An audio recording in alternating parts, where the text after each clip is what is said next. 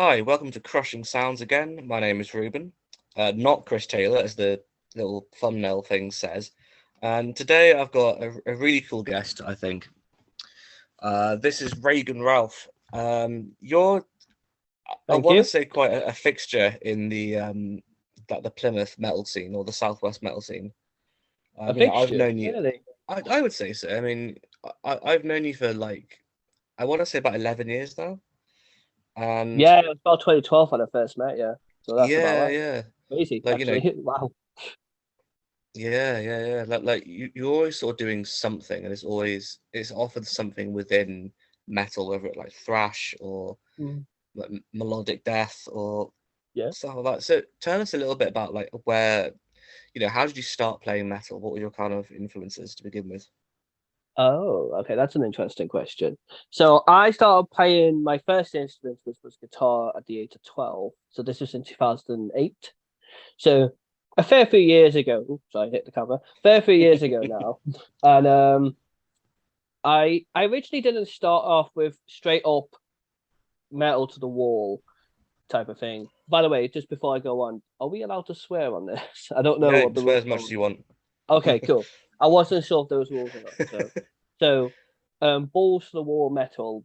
We didn't really start out that way specifically. When I first started playing guitar, I was just in the general rock. So I was basically kind of like a mixture of indie and classic rock. So I was learning a lot of stuff like Led Zeppelin, Jimi Hendrix, and maybe other things like Nirvana and Guns N' Roses. Though I was into them, but I couldn't really play them until I got a bit more advanced with the playing, obviously. But that was kind of the stuff I was into, and maybe some indie popular stuff at the time, like the Wombats or something, because I was only 12 and that was popular. Um, Yeah. However, I started because I started playing guitar quite heavily. I was really into it. I started going to my local library to go on the internet because I didn't have it at home at the time because we were poor and it's a while Yeah. ago. I So remember that those was days. the good old days, right? Yeah, them were the days. So I used to go to the library when I can, and I could book out an hour of computer internet access in the library. And I used to go on YouTube and other websites as well, where I could look up guitar lessons and look up new music for myself to learn. And I just stumbled more onto heavier stuff over time. So by the time I got to about later in my, 12, being age 12 or going into 13, I started finding more heavier bands. So one of the first ones I found was Slipknot. Obviously, we all know who Slipknot is. And this is right about the time All Hope Is Gone had just been released, and Psychosocial excuse me, was the latest single. So like a while ago now. So I remember getting really into Psychosocial when I was 12. Like we probably all did, who like metal, and Yeah. I kind of spared off from there. So by the time I got to 13, because I got really into the heavy sound, I thought, oh, okay, cool. So I'll go into more. I found like bands like Trivium, Bullet from the Valentine, and the more general popular metal bands around that era. So I got into that, and then from there, I when I was about 14, I got into the more obscure, extremer sounds because I got really into thrash, death, and black metal when I discovered bands like the black metal scene with Mayhem and people like that. And then with the death metal, I found my first sort of proper death metal band I feel like I found was Bloodbath, the Oh yeah. Swedish band. Yeah. I found them, and I also found like thrash bands like Metallica, and then I got into other ones like Evil when I was about 13 as well. Um, I actually got into Evil from a random disc I found on Metal Hammer, so that was interesting, and I Okay, found yeah. them on there. Yeah, and that was really cool. And I got into them, and then I thought, oh, this is like all that thrashy stuff, like Metallica, old Metallica, Megadeth was into, and what well not into, but what they played. And from there, I kind of got into the more thrash scenes. And then I found other death metal bands, like I mentioned, Bloodbath. And then I found out about black metal a little later on, maybe going into sort of 15, maybe still being like the latest age 14. So by the time I hit about 15, so after a few years of playing, I got really into the extremist sides of metal, like Deicide as an example, because I saw them when I was 15. Right. Back in, White Rabbit in Plymouth, Yeah, 2011. yeah, I don't know yeah, if you sure. remember that.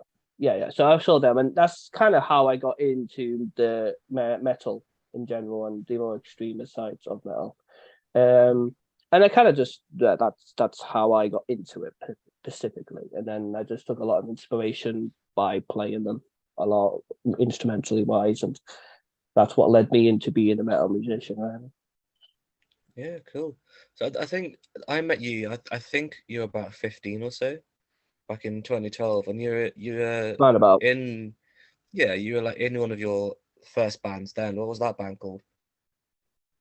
Um, I think when you first met me, I was in a sort of thrash slash slightly death metal band called Blood of the Pure, where it Yeah, was yeah, me, Charlie Salter, and James Lundstrom. We had on and off singers and bassists throughout the time, but I'm not going to go on all the names. But us three were like the first ones, and we were in it to the end. Um, Obviously, the other members did do the role, so that's absolutely fine as well. Like, I'm not like favoritism, but we kind of played that type of music, and in the end, we managed to make like a quick demo um, back in 2012. I don't even know if I have that anymore, to be honest. Um, you never know though if I dig deep enough in my sea of mess that is my stuff. So yeah, I did that, and then eventually the band split up. I'm not really going to go into why so much. It ended up splitting up with issues going on inside the band essentially. Um, so that was that. That's just how that is. And then I didn't do much for a while after that, and then from there, I ended up just focusing more on college. Because I was in college at the time, so yeah. that was my main focus. And then around about 2014, I tried to do my first solo project, which was Heaven's Order, which you Yeah. yourself know. This was more Yep. late 2014, obviously.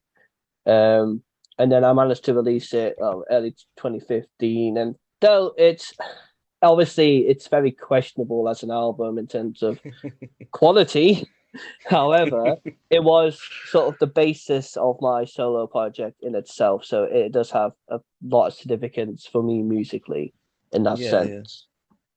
It was the first time I had a crack at it by myself, doing it with the equipment I had at the time, essentially. So yeah, and then from there, um, I went to a few other bands. I tried to I kind of branched out more from there because I did get to a stage where I was listening to so much metal that I stopped listening to it for a while. So I was doing Yeah. other bands. So I was in like an indie band, and I was in a more grungy style band, and then I was in a rockabilly band and stuff like that. So I was kind of branching out a lot for a few years. This is around about sort of 2017 into 2019, 2020. I went through various bands. The latest one where I split up last year was obviously Emmeline. Yeah. The last sort of metal band I would say really heavy metal band I was in before that would have been Blood or Nothing, which was with you and Charlie. Yeah. Yeah. Yeah, We played like one gig at the yeah, college. yeah. It That was didn't good go fun that actually. far, sadly. Yeah, I enjoyed No, it. it was good fun. Yeah. Yeah, it was good times. It's just Yeah. I think with life in general that was happening for all three of us at the time, it probably just didn't. It was just short lived as a result. But Yeah. that's how that is. But yeah, then It was that led me into my solo project after all that happened. yeah, cool. So you've got an album coming out now, haven't you? And this is like your third album, I think. Yeah, it is. It's my third. Yeah. Yes. So like how Mm. because the other sort of day when I saw on my feed going like, oh, this is my third album. I'm like, what? How have you done so many so quick? That's a good question. I Yeah. chose how to answer that one myself. I think mostly because one of lock, obviously all the lockdowns and pandemic stuff, people have more Yeah. time on their hands. Also, sorry, because since sort of late 2019, I've had my own Logic and computer to record on.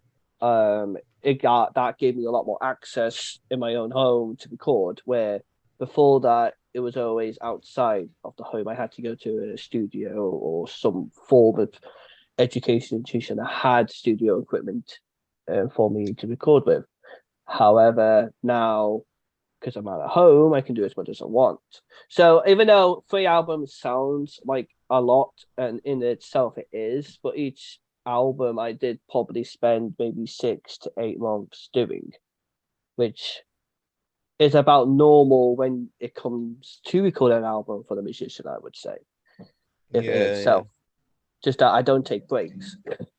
So, because I when you don't suppose, gig, you don't have to. yeah, yeah. And I guess for like massive bands like Slipknot and that, it's like Mm, writing and recording an album is a process in itself, and then you have to go out and tour yeah, it. And then when you get back, you don't want to do band stuff for like a few months. You just want to sort of relax with your family and that. Especially, yeah, if you're older and a lot of those guys are like married with kids and that sort of thing. yeah, And that's true. they've all got different projects, or they just don't want to do it. Mm. Like, Yeah, you do need breaks. I do agree on that. And what's good about yeah, being a solo musician is that there's no pressure to gig, and there's also no pressure to get everything recorded by a specific time. I'll do it in my own time, and when yeah, it's yeah, ready, it's ready. I could take a week. If I think I don't want to do it for a week because I'm finding it a bit tiring or a bit boring or mundane or whatever, I can just say I take a week off, do something else, and just not think about it, then come back to it. And that's what I like about being a solo musician, especially if you're unsigned as well. There's not really any pressure to have things in a schedule so much, I feel. yeah. It's different when you're because I've done the thing where with my band we've gone away and recorded in a studio, Yeah. and I love that environment. I really do. But you can't go if you decide, okay, we've got 5 days to record 3 tracks. Day one is drums. I can't go, Mm, oh, I'm a bit tired. Oh, I'm not really feeling like it. And they'll be hmm like, no, we have to get drums done today so we can do bass tomorrow. And you know what I mean? It has to be Yeah, kind of it's that deadline sort of environment. But at the same time, I do quite enjoy that because it gets me off my ass and makes me do stuff. yeah. Sometimes having the motivation that definitely helps. Yeah, Don't when you get me got a wrong. producer in your cans just going like, right, do it Mm. again. Sometimes it's good to have someone else focus on the recording aspect, like to analyze it. Because sometimes, have you ever like recorded like the same song so many times in that day that you just don't know what's good or bad anymore? Like you can't. Yeah, It's just a mesh in your own brain. yeah, definitely. You start to sort of get like I don't know, you might record something and you go, that was okay. The next day you listen to it and you go, what the fuck? Why does it No, sound so literally. bad? I mainly do that with even in my own solo stuff. I do that. Like Yeah. I may record a solo. I think everyone knows, every guitarist listening will know the pain that is recording a solo. Oh yeah. But you can think, oh, that's a good recording, and then you go back the next day and you think this is sounds like someone's just shoved a chainsaw in my ear. Yeah, like Sounds like why did Kerry I think King. this was good? So yeah, for sure. So on that one. Anyway, yes. What was the original question, by the way? I forgot. I think we were talking about your new album and how you kind of arrived at this. So I guess the first one, Oh yeah, what's the album called? When is it coming out? okay. So the new album, my third album, is called Yokai, and it's coming out the 5th of May, next month. That will be, and there will be a third single coming out this month on the 25th of April. Um, called Pulse Part Two. I'm releasing Part Two first because I'm a maverick. What can I say? Uh, Hopefully, maybe Part One might come later, but for now, that'll be my third, and then album on the 5th. After that, Cool, cool. So what sort of like style is it? What sort of genre would you class it as? well, that's interesting because I think overall I would class it as mellow death, like as an overall Cool, umbrella. yeah. However, I would also say that I did experiment a bit with different elements of music. So there is some elements of metalcore going on, and there's some experimental things with like more cleaner sounds. And there's also elements of things like groove metal as well going on. So there is a few things I kind of added in and experimented with. Even proggy stuff like weird time signatures with all the songs. But I think overall, well, I would call it metal death personally. Um, there is one song that's interesting as well, which is I call it. It's called Chronostasis, and that'll be coming out when the album comes out. And it's actually very heavily symphonic, as well as generally metal. So that's going to be interesting because that's the first time I've properly done something of that type of thing on an album. That is, I would say, but it's only the one song that's like that. It's kind of like an experiment. I guess my question is like, where do you kind of see the project going in the future? Do you think you'd get like a band together, or Interesting. maybe if you were to write something in a different style, would it still be Reagan Ralph, or would you call it something else?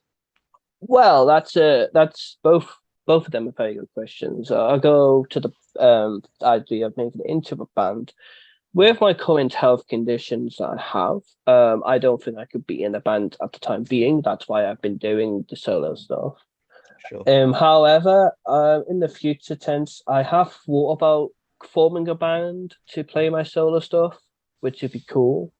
However, I would also like to keep the solo stuff to just me. I feel like if I formed a band properly and then we wanted to write more original stuff, I'd probably turn it into its own thing, separate from my own thing. Because I feel like for me personally, when it comes to bands, I want everyone to have equal input in writing and image and the general product that comes with the band.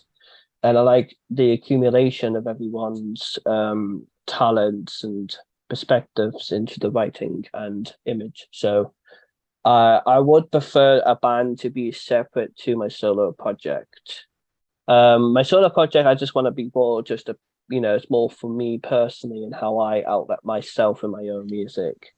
I think of it kind of more as like I don't know, like a Bathory concept where it's though Bathory had members, don't get me wrong, but didn't really play gigs and it was mostly focused around Corfon is like Yeah, yeah, because you know what I mean. So yeah.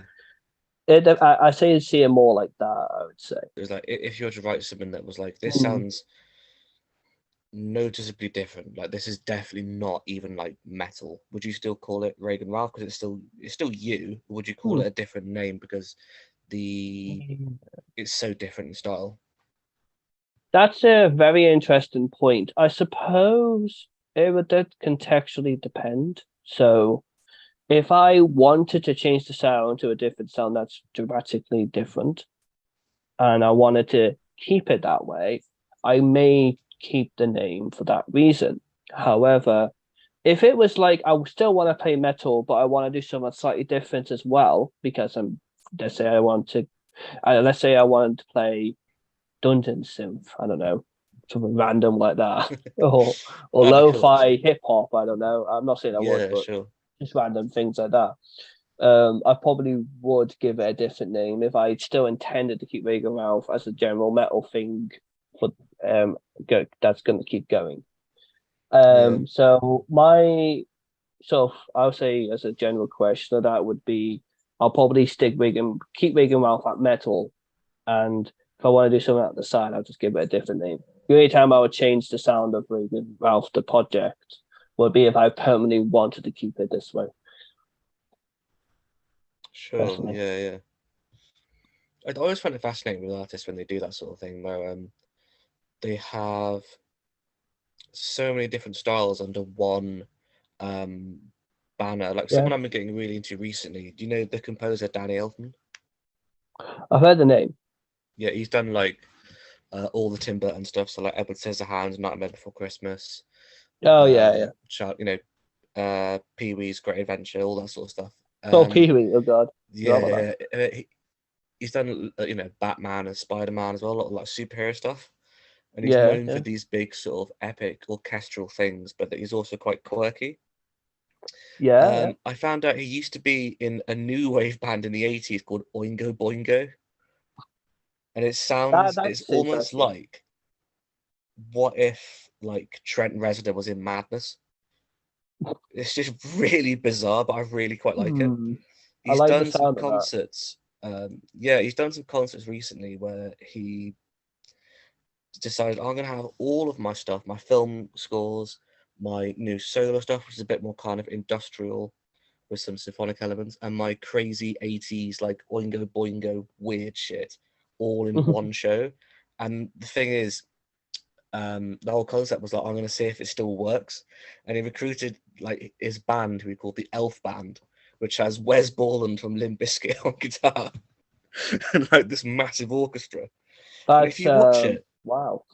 if you watch it, it's absolutely bizarre the amount of different styles, but it somehow still makes sense. And Yeah. Devin Townsend is a good example of that as well.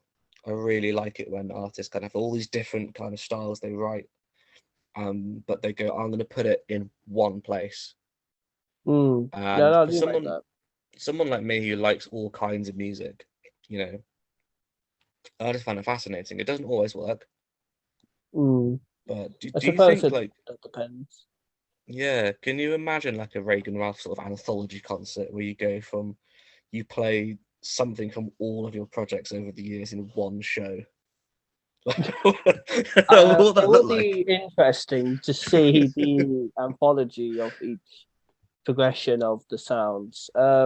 Obviously, I do experiment with it. Like you probably have heard, if you listen to my albums, you can hear some of the experimental stuff. So there'll Yeah, definitely definitely. be some odd things and changes going on, but the general umbrella is metal, like as a whole. I think the most experimental one coming up, especially in my album, was there's one song on the album which is mostly like a filler and it's instrumental, but it's purely made with Japanese instruments and nothing else. Oh, cool. Um, because the album coming up is themed around Japanese folklore, so I wanted to have something to represent that a bit more. But it's more just there as a filler sound in the album I wanted to do. So, but anyway, I'm going off a bit there. But yeah, that would be interesting to see the changes of that. But I think overall, I would definitely keep it on the umbrella metal, if that makes sense. Sure, yeah, yeah. So I guess if you're, unless you're like massive, you run the Mm. risk of sort of alienating an audience a little bit. Yeah, I wouldn't want to alienate people like maybe like the two people that actually enjoy my music. Just like, yay, it's the new album coming out.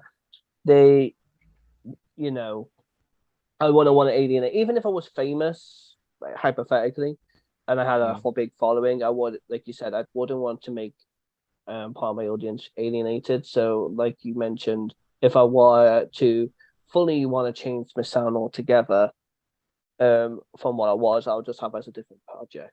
That way, it doesn't feel like the audience is going to be alienated in itself, if that makes sense. No, it's just inspiring, to see you kind of overcome like Mm, without going into detail, a lot of shit has been thrown at you in life, so I and can, yeah. but you keep putting out music of this quality, Oh, well, thank you. It's very and nice of yeah, you to say. I appreciate that a no, lot. hopefully other people watch this interview as well will be inspired to kind of go, you know what, so I get the impression with you when you have an Mm, idea, you just go, I'm yeah. just gonna write it and I'll record this riff that I've got in my head or something like that and just see what happens, rather than Yeah, think yeah, it was fun, that's really. not good enough. Yeah, I always record my ideas down for sure. Like that is something I do in my writing process. Yeah. And going back to what you said though, it's really kind words of yours, which you said to me. And you yourself are a great musician and you have great output too, obviously. Oh, thank you. Um, I appreciate and that. we've all had our struggles in life, it's what I'm saying. Like I recognize everyone has struggles, and but for me, music has been a really big help when it comes to my struggles because it's a way of outletting my emotions, my feelings, or what I'm conceptualizing that point, like my first album I released, Scarlet Rain, is literally um about me processing grief mostly anyway. Like the first song on that album was recorded right after my mum's death, which was early 2020, and then the late sort of the one of the last recordings I made was Scarlet Rain, which was around about I made that song around about a year after her death. So there's like those two songs kind of represent a process of a whole year's worth of grief essentially. But it's also kind of a process of acceptance of that too.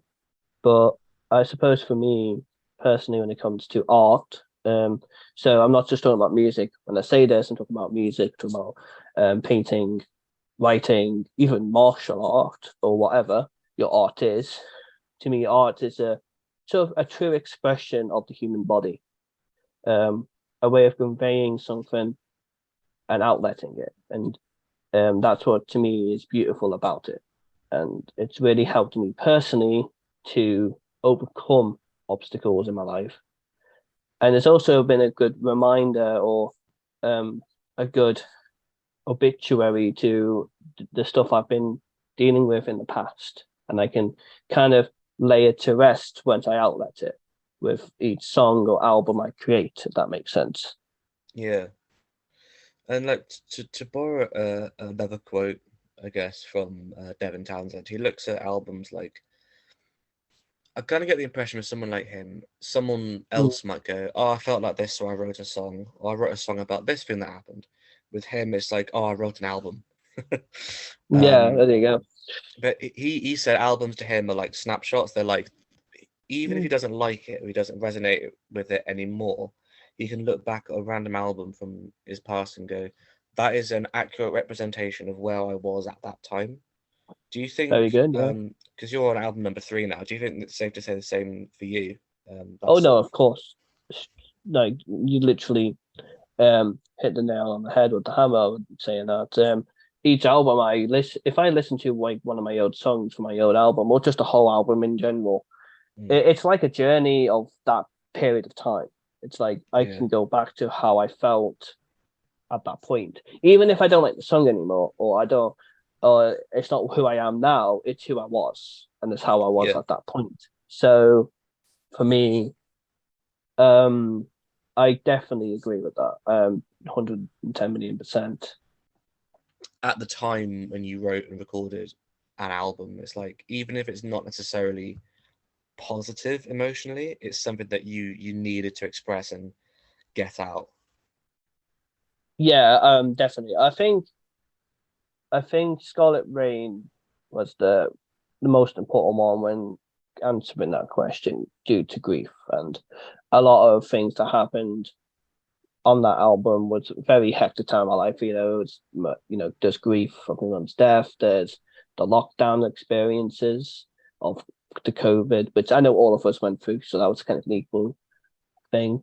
And then having to move house and my dad going off the rails and becoming a carer full time from there, and then finishing uni at the same time, all within kind of a span like, of that time period of that album. So that was a lot going on, like a lot. Yeah, So sure. that album is definitely the biggest representation of that, I would say. Um, I would say the last two albums have a slight different connotation on representation. Especially the third one, the new one coming up, because the split up of my last band was Emily, which I was in for a few years, and that was a bit that was a bit intense when that happened, which was sort of last it was a year ago now, and some of the riffs even from this album were originally ideas I had for Emily that I want, but I never got around to using them properly. So I thought, as a good way of sort of laying to rest sort of what happened in Emmeline, I'll take all the ideas I made for it that never came out into the band and kind of put it into this album. And then when this album's out, that can represent that, and I can kind of move forward with my musically and my own journey from there, if that makes sense. Sure, yeah. So I mean, I guess to kind of continue on from that, what have you got any ideas for like what you're going to do next, or is it too soon to think about I do have ideas. Like I always thinking about like ahead. That's kind of how I do things. Um, so my plan, obviously, we can't say for sure because like anything, like any plan, it never fully goes to plan. But this is what my plan is at the moment for future. I'm probably I want to release maybe another one off or possibly two off singles on their own for next year, and maybe a few more from this album coming into that year. Because obviously I've got quite a long album coming out, so that is helpful. I plan to hopefully bring out a fourth album in 2025. That's as a plan, though obviously it could change. I do have a concept for that already and some ideas that I've written down, but I'm probably going to expand on them over the course of about a year or 2 years. So I do have a concept because what I've done from this album onwards, going slightly to the present moment, is I made this album to be have more of a concept because I found my first album had a concept of grief. My second album was kind of a bit random. There wasn't really a clear pattern of connections between songs. There was just about different things of, and that's it. Where this album has a particular theme of Japanese folklore because I'm interested in Japanese culture and I wanted to make an album on that, and I love mythology too as a general thing. Um, so I wanted to kind of combine the two together. My next idea, I can't say I was fully stick to it, but it's a very odd idea where I want to kind of for my fourth album, I want to make the concept about the rise and fall of the Roman Empire because I'm really that? interested in Okay. history. But I want to kind of make a an allegory or a representation using the seals in Revelation of the in the Bible. You Okay. got the seven seals. Yeah, yeah. Um, I'm using that as kind of like an allegory on the downfall of Rome, basically. That's my That next sounds concept wicked. after this. Thank you. Yeah, that's I'm a bit cool. eccentric. Thank you. Yes. Well, I mean, so it's better than being Wow. boring. Well, I try not to be. Mostly in real life, I don't really go out as much as I used to. So I suppose it depends on what your class is boring. But I try to be interesting in my music. I suppose. Well, I have it. outside's overrated. Yeah, that's true. Who needs outside when you've got a Going. studio? I like going to gigs, Yeah. and other Yeah, than no, that, I I'm do as happy well. to stay in and just cook nice meals and No, why not? read and play games and stuff. I mean, it's a good life though, isn't it? I've never really been one to Yeah. go out or to the pub. It's just to drink or go to clubbing just to Yeah. take things that you shouldn't really be taking. But Yeah. Exactly. it's to their own now. I'm not. That's not me. Only Yeah. time I Sure. really tend to go out is to see friends or go to gigs, and that's it. And most of the time, I Yeah. will just be inside, like you said, playing video games, making music, or reading. Essentially, that's kind of what I do. So we all have our things, obviously, but kind of on the same wavelength. I feel like for me and you, which is great. And uh, but yeah, no, that's all I've really got to say on that part anyway. Um, yeah, I was going to say something, and I completely forgot. Yeah. I do that a lot. Um, yeah, it's okay. It's because we're on the stream of consciousness going on at the moment of the interview. Yeah. Yeah. It does happen. But so what about you, Reuben? I mean, I've heard there's been stuff going on with your band and Smartmore because I have heard some of the recent stuff. Like I heard Sim, and I love that one. That was like my favorite I've heard so far. Oh, thank you. Yeah. Yeah. That was fun recording that one actually because a lot of the vocals I think I'm pretty sure me and Chris are the only people who don't sing on that song. There's a Okay, I really see. deep like baritone thing that our bass player Dale does on that. Him, oh, we actually recorded him snoring as well, because we're in the We've studio and all done it. yeah, we're in the studio and he just fell asleep, and Oh wow, we just set up a microphone next to him, just left him for like an hour. that's So pretty throughout funny. the song, if you listen to it again, you can pretty much just hear like his steady like breathing throughout the track. It's Wow, just him just sleeping on a sofa. that's amazing. I did. Well, I think for me with that song, what hit me the most is the intro because you do all those blast beats at the start, and Yeah, it's just yeah. it's like the track punched me in the face as I just wasn't expecting it, and I think that's one It's of the reasons why I liked it so much. yeah, man. It's intentional that it opens like that, and we normally use it to open shows as well. Like we'll Yes, just come on, Ollie, our vocalist, will do a bit of a a bit of a kind of intro, like "Hello, ladies and gentlemen," and all that like silly stuff, yeah, yeah. and he'll build up to the point where he's saying like, "Oh, are you ready to adore us like a bunch of Sam?" And then I'll just count in two on the hats, and we'll just start blasting. So anyway, I It's a good start way to blasting. start off the song, though. Yeah, Yeah, it's just blasting it's it. good fun. Yeah, Yeah, blast beats are hard as well, so I commend you skill wise to do that. I would say. not how I play them. No, okay, fair, fair. I thought it was great. You know, I I'm just cheat a saying. bit. No, thank you, I appreciate that. In terms of the new album, what would you say are the specific influences on this album sound? Okay, well, oh, sorry. That's a very interesting question. So, I took a lot of inspiration from certain melodeath bands. So, really into Children of Bodom as well as the other bands that Alexi was in. But because his playing is very inspirational towards my playing, especially in recent years, because he's just an insanely good guitarist. And Yeah, I'm not doing wrong, I'm not at a level Alexi Alejo. I love to be, but but his guitaring is amazing, and it's been very good for inspiring me at the moment. So, and then other metal death stuff like the original Gothenburg sounds like After Gates and In Flames and Dark yeah. Tranquility, which is really cool. Taking this general death metal influences, so I took a bit of influence from Death and bands like that. I took a bit of influence from older style, so like Merciful Fate as well, or King Diamond, especially one of the songs. How I the song I was listening to Merciful Fate. One of the song ideas I made for the album came from that, which was interesting by listening to it, and then kind of expanded it from there. Obviously, the other influences will be certain Japanese bands I'm into myself, such as um, what was the name of that one? Darren Gray, and then Oh another band yeah. called the Gazette. Yeah, Also the Guyaneus. I think that's the pronounce the name. The one with Sayu as the guitarist. yeah. He was He's a big insane. inspiration. Yeah, he's insanely good as well. So I Yeah, use some of their stuff to kind of inspire as well. So it has elements of like sort of that melodic, powerly metal mixed with like general death metal in it as well.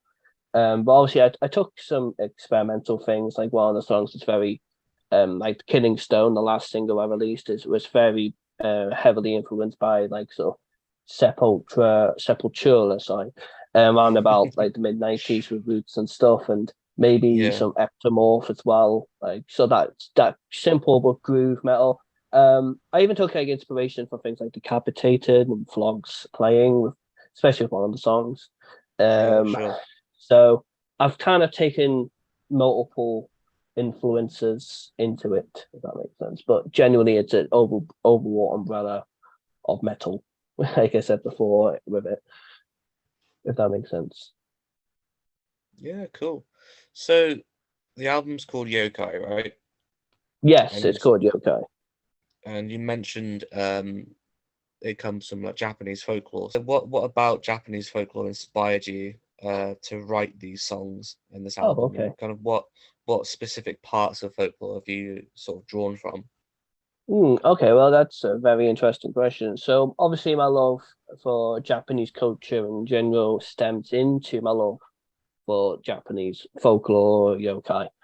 Um, Obviously, I've been into Japanese culture because, well, one, because I'm into anime, which is very common, we know, but also I'm really interested in Japanese history too. Like, because I'm interested in history in general. Japanese history is very interesting for me. Like, history of the Meiji period, as an example, is a particular interest in mine. But I digress from that. And because I'm into mythology, like I love Greek mythology, Norse mythology. I love urban legends and folklores. I also really interested into where these types of things stem from. At the same time, so because I'm an atheist, so I don't actually believe in religious aspects, but I find it interesting. I just find mythology as a general rule interesting. Even when it comes to the Bible, I'm not a Christian. Don't get me wrong, but I find some of the mythology in the Bible very interesting. Things like Revelations or Ezekiel it's just it's like reading an acid trip sometimes, if you know what I mean. And I like that Yeah, with I like know the what you angels mean. with the Yeah, four heads and stuff like that. I love that, but yeah, obviously this stems in both the love for mythology and the love for Japanese culture just stemmed into being really interested into the realms of Japanese folklore. And I just kind of just took certain inspirations for each song from that idea. So I can kind of go into the last two, let's say the last two singles, just to kind of give you an idea of what they mean and what they are. So the first single was called No Destination, as you know, or yeah, hopefully you know, yeah, which yeah. is a Japanese folklore idea of basically there was this thing in Japan where Japanese taxi drivers were reporting that they were given lifts to the dead, which I found interesting, and it was very prevalent after the tsunami in 2011, Right, yeah, and there was reports of taxi drivers picking up victims who died in the tsunami who couldn't pass over. So they would pick them up and then they would get in the car, and then by the time they reached the destination, they weren't there anymore. right, okay, So, and then what they would do is they would pay the fare for them, the taxi driver, because they see it as like a way of paying for them to go into the afterlife, kind of make them find peace. Now, I'm not saying I believe in going to afterlife. I just find that story interesting, so I just want to yeah, write a song about it. And because it's quite a relatively modern thing as well, I find that quite interesting because everyone who associates folklore with being old and sort of feudal times, don't they? But it's yeah, sure, interesting to take modern concepts as well. And so and that's obviously inspiration for the pre-chorus lyric where it just repeat the dead have no destination. This that comes from that idea where they don't reach the destination fully, technically speaking, because they're dead. So I suppose that comes with the idea. I also the other one, which was my recent one, was called the Sesho. Sorry, it was called the Killing Stone, and it comes from a legend called the Sesho Seki, which is a basically it's kind of like a little monument to a that was meant to trap a Japanese nine-tailed fox demon called Tanamo no Mea. I hope I'm pronouncing that right, so I'm still learning the language. Um, and the story of that is essentially it kind of came from a real life story a little bit, which was I think it was like last year or the year before, can't remember exactly. The this killing stone, as it's known as in English, um, broke on the mountain of what's the mountain called again? It's Nasu. That's it, Nasu Mountain. Well, it was the mountains near Nasu town, which is a town in Japan. Um, and this caused a bit of a spark in the media because it said that the stone held the nine-tailed fox demon, and because it broke, it was able to be set free. So it was kind of like a funny little story I found, and the story stems from a folklore legend where a monk trapped the demon in a stone back in the 1600s, because it tempted an emperor of Japan and caused him to become ill through supernatural means because the demon disguised herself as a female, but that was very beautiful and intelligent, so was able to kind of win the affection of the king and subsequently making him ill at the same time. And then the monk found out and then trapped it into the stone, and it was there for hundreds of years. And it broke recently, and everyone was kind of going, "Oh, that was quite right, funny." right, Um, so I wrote the song about that because I thought I read the story randomly on an article that popped up on the internet, and I thought it was quite interesting. So I thought that'd be interesting for an idea of a song. But so obviously I don't have to go through each song to be here for a while, but I just wanted to give you an idea of what the album is about. It's basically those types of stories Yeah, that I cool. think is interesting. No, that is fascinating. Like, I mean, Mhm. I'm not particularly well versed in Japanese history, but I know the kind of like the broad strokes, as it were. Mm. Yeah, And it really is it's a fascinating country with a lot of rich kind of heritage. no, I agree. It does definitely have a lot of purity in there. Like one thing I admire about Japanese culture, in some sense, is the purity they give it. Like they're okay embracing other cultures, but they know how to keep theirs intact at the same time, which is kind of interesting. Yeah, yeah, Like especially in the language, like the way that there's two separate alphabets, one for foreign words and one for native words. That it shows you how like you know exactly where each word comes from, like like etymology wise, even in that sense. And also the fact that they even have separate words specifically that are Chinese and specifically Japanese, because yeah, some of the yeah, symbols stem from Chinese Han alphabet. So that's also kind of interesting how they do that. But at the same time, they did embrace a lot of Western cultures, especially during the Meiji Restoration as well. So I do admire Japan in that sense. I do feel a bit weird sometimes because some people watching's like, why is this white boy honky guy sure, talking about yeah. some Asian culture who I And have no ancestry towards, and um, I'm like, uh, I just wanted to express my love for the culture. Though myself, I never would claim to be, you know, to understand the culture fully because I'm not Japanese, nor I have any background. I'm not claiming that at all. I am Northern European heritage only. So I just want to show my love and appreciation towards the culture as all. yeah, and I find it fascinating as well how like, no matter how many times throughout history other cultures have tried to sort of stamp Japan out. I think Mm. aside from maybe the US, they're probably the most influential country on like Western culture. Mm. Even if Especially, someone yeah, I agree with that. like someone was, oh, I don't watch that anime. I'm not a weeb, which is a term I hate. Yeah, It's like, oh, really? Do you like Transformers then? Yeah. Power Rangers? Do you play games at home? yeah, yeah. You got a Did you watch point. things on video?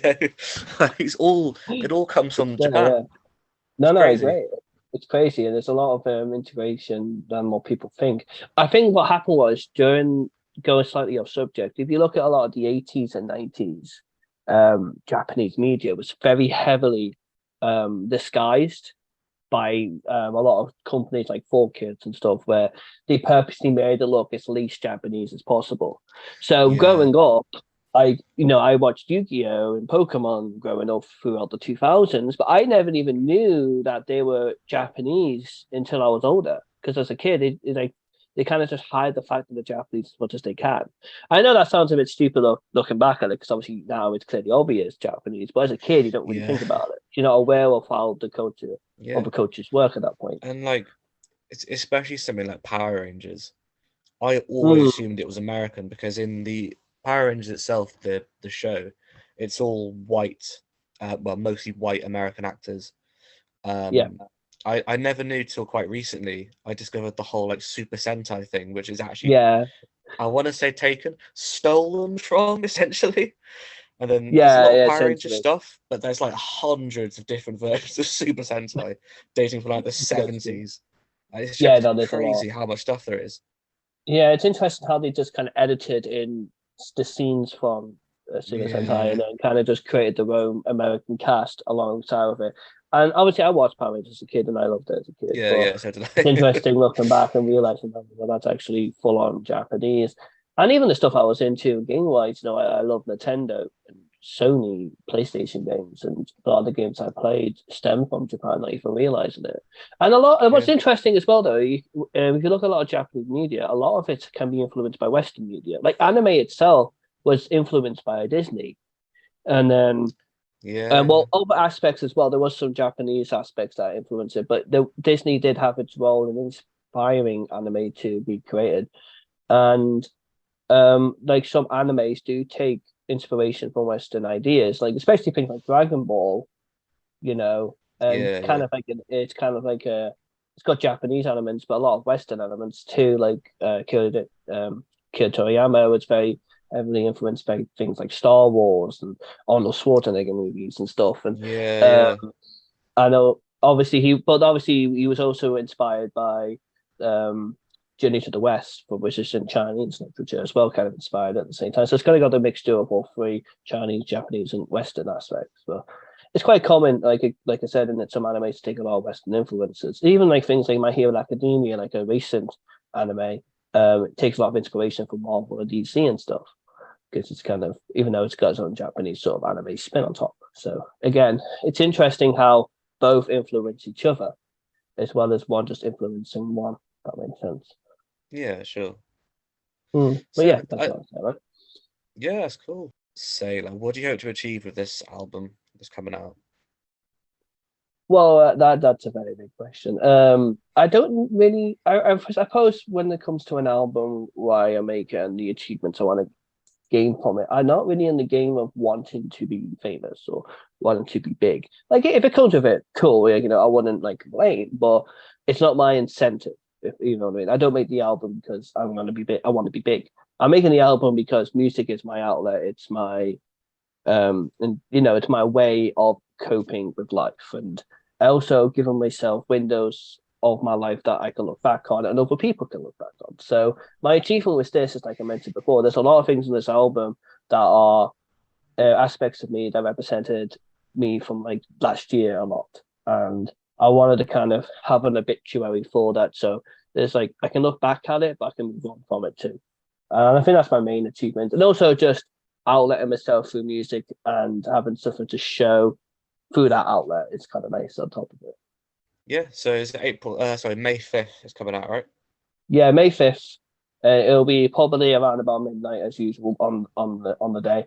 So if when it's May 4th, you stay up until midnight. No, you can always listen at that point if you really, really that desperate to hear it. I also will have a music video out for my single as well coming up on the Oh, 25th, but nice, it's yeah. more of an animation style video, so it won't be me in it. But it's my first proper music video too, I'll say. Exciting, yeah. Awesome. Mm, So, yeah, guys, I think that's gonna wrap up for now. excellent. Um, please go and stream Reagan's music because it's really cool. Thank Um, you so much. I remember the yeah. stream Reuben Smile More Music too, because it's Oh, excellent. yeah. And a shout out to his younger brothers, Levi's band, Death Assault, both Yes, of course. I both want very to get them talented on the channel musicians. at some point, actually. Yeah, I'll watch I want to get Levi that. on here so we can just talk shit about like music that wasn't recorded in a bin. Talking shit's Nah, my my life really, so I can enjoy that as entertainment. yeah, you talk shit, then you die.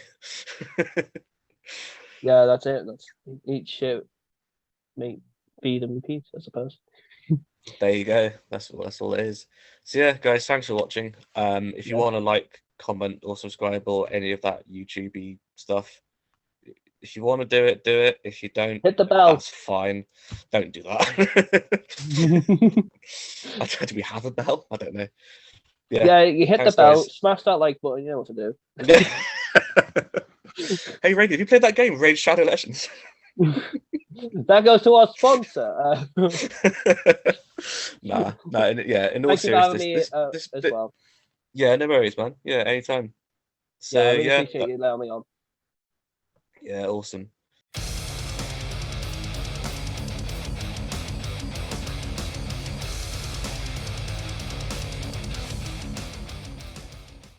That is going to do it. I'm going to stop recording now, and Chris is All going to right, get bye to everyone. edit this absolute mess.